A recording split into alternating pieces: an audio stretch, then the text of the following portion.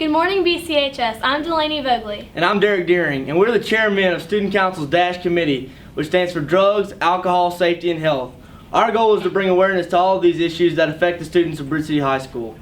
This week is our annual Red Ribbon Week, in which the students are faced with the facts about drugs and alcohol abuse and the choices that you make today that can affect your future forever.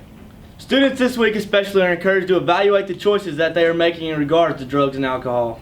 There might come a point when you ask yourself, who am I really? Am I being real? Am I still the kid my parents think I am? And more importantly, who do I want to be? The truth is, you're a lot of things to a lot of people. You're interesting like that. You can be one thing online and still be kind of different in person. You can be someone to look up to and know what it's like to get rejected. You can be righteous in your decisions and still slip up and make mistakes. But with so many versions of yourself, it's easy to forget the one thing that keeps you real. The pure grade, original first edition of yourself. The point is, when you reach the moment where you have to ask yourself, who am I really? Press pause, hit reset, and remember, I will live above the influence. With so many voices and opinions out there, it's important to understand the facts. Fact is that while you're a teen, and even in your early 20s, you're still growing and developing. And drug abuse during these years in particular can have a lasting impact. Another fact to consider, the brain is much more vulnerable to addiction during these years.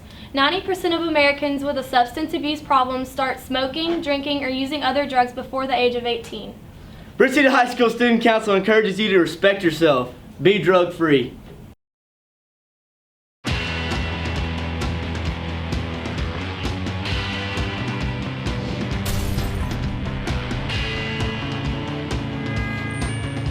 Sometimes it seems like drugs and alcohol are just about everywhere.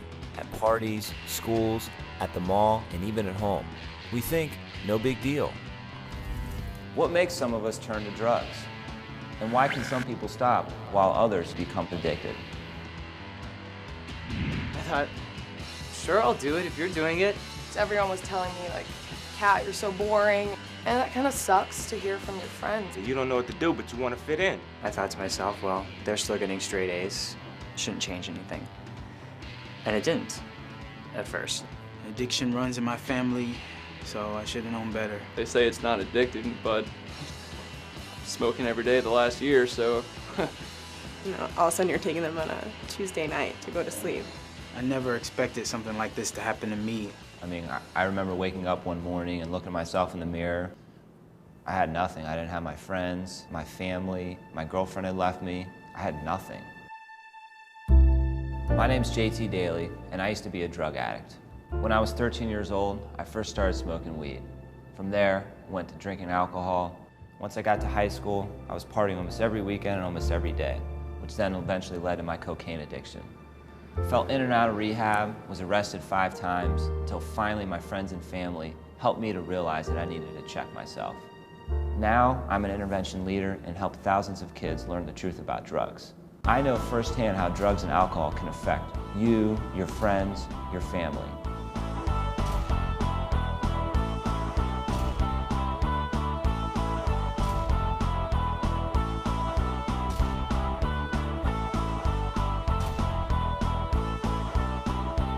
Over the next few minutes, you'll witness stories about people who have been affected by drugs and alcohol. Students, athletes, musicians, all of these people have one thing in common: addiction. You might think you're on top of it all, but these stories show that things can quickly spiral out of control. My brother got me stoned for the first time when I was 12. My father was an alcoholic. His father was an alcoholic. I didn't really want to go that route. We'd go to the dugout and smoke up during lunch break and come back and just coast. I started out, early in high school drinking, maybe a beer or two at a party, just to take that edge off. I was making some A's, making some B's, but it was pretty easy because I would just sit in the back and then look over at my friends or the girl next to me, whatever. I'd be stoned in the outfield and a ball would come at me. And let's just say I wasn't as good as I once was. It was spring break and me and my buddy was throwing this huge bass. We was running out of liquor. They was pretty messed up. I was kind of messed up, so I decided to drive. I thought it was an okay idea. The cops didn't really see it as an okay idea. Ended up getting arrested, got a DUI, got kicked off the football team. It's just like that one moment, like everything just went downhill. Drugs don't discriminate. They affect everybody. This is Jessica. A friend introduced her to weed at age 11. I am a heroin addict.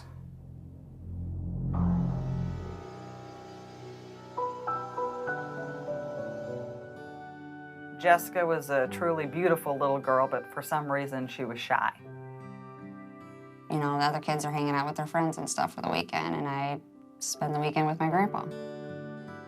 Jessica was my little princess. She still is my little princess.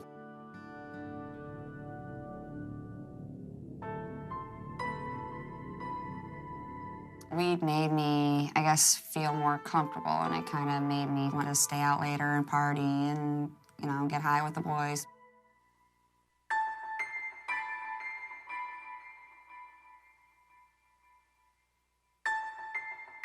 The guy that got me pregnant didn't want me to tell my parents. He kept telling me, I have money, I'll pay for the abortion. And, you know, weeks, even a couple of months went by, you know, of him telling me that same thing. I loved the high. It took away, I guess, everything. Took away feeling. I didn't have to think about anything.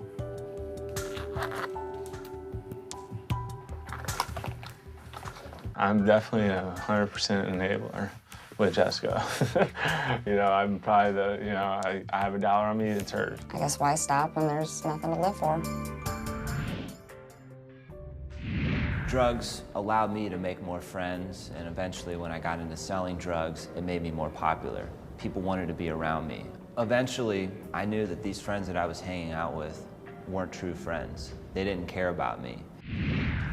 I guess I always felt like an outsider. Couldn't relate to any other girls. I was just sort of this tomboy. I was wearing my brother's hand-me-downs. You know, I kind of fell into a group of people at school, and on the weekends we'd all chip in and get really messed up. I started stealing pills from my dad, like the painkillers. There was a couple of really, really bad close calls, and no one ever called an ambulance, ever. It happened to me. They put a pillow under my head and hope for the best. Just because a drug is legal doesn't mean it can't be dangerous, addictive, and open doors to abuse and destruction. This is Ryan. He was exposed to drugs and alcohol at an early age. Both his father and stepfather suffer from addiction, and that's a powerful risk factor. I'm addicted to opiates. It's pretty much the only reason for living. You really can't do anything without it. I don't know this person. It's not my son. When I had Ryan, I instantly just fell in love with him. We probably, from the outside, looked like a very normal, functioning family, but at home, there was a lot of dysfunction going on. I am an alcoholic. He would get into ridiculous fights with Ryan over, you know, such silly things when he had been drinking, and Ryan didn't know how to handle it. I know me being an alcoholic has had an effect on Ryan over the years. Once I started smoking, I actually was high every day. I found some other people who liked it too, and right off the bat, it was a beautiful relationship.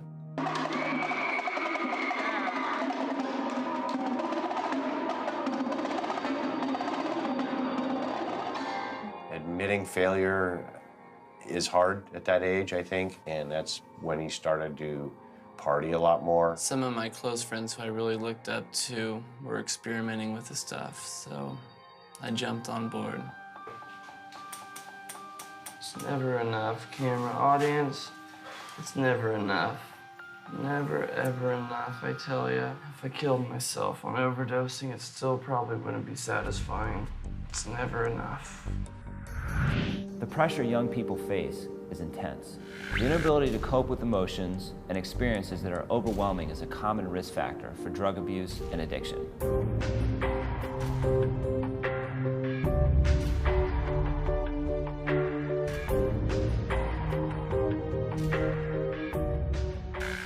I started using drugs and alcohol because of all my failures in life. Failing out of school, getting cut from the basketball team, losing girlfriends. What I found to be successful are goals.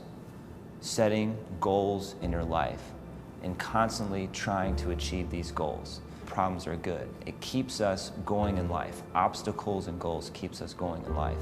And when a person doesn't have any goals or dreams or aspirations, they're hopeless and apathetic about life.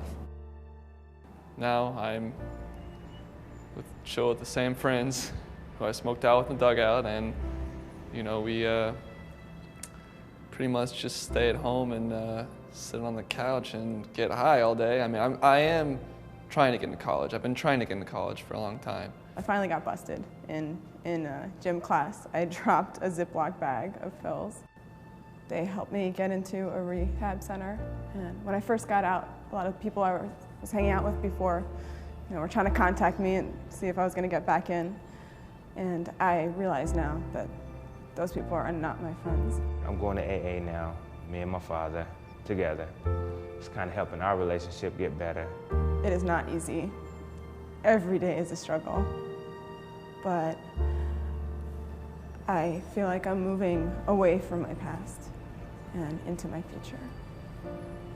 Please make time to check yourself and your friends. And if you think you have a problem or you are in trouble, talk to someone you trust. A parent, a friend, a coach, or a teacher. Having someone there for you can really help. Messing with drugs is gambling with your life, and it's a losing bet. So keep yourself in check or risk getting wrecked. Bridge City High School Student Council encourages you to respect yourself. Be drug-free.